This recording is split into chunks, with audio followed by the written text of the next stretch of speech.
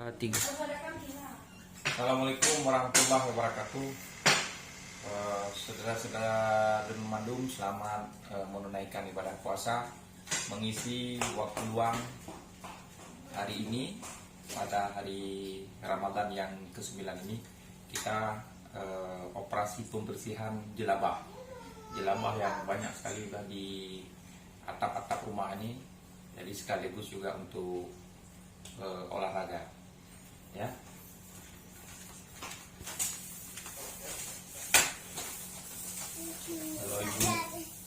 Kalau ibu negara ada yang masak, hah? Masak dengan puasa. Ada bos enggak ini? Bos kecil, bos Avian.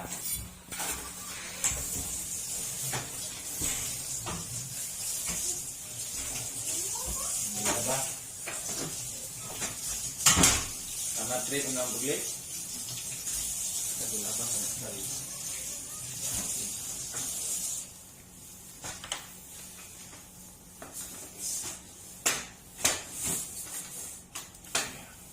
Oke, sini kita mulai ke atas.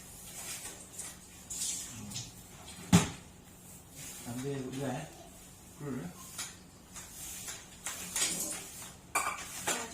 Tiga. Kita mulai juga di ruangan tengah. Dan juga ke lebar.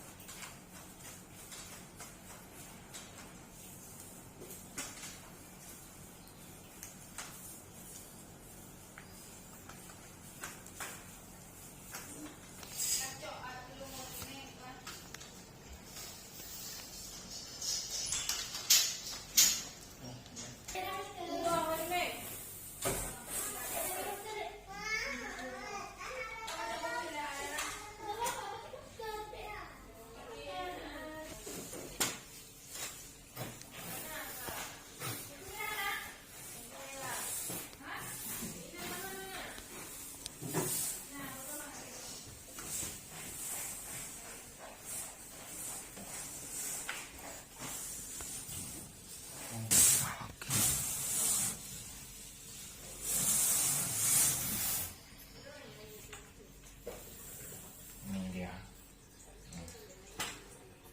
Ini jelabah.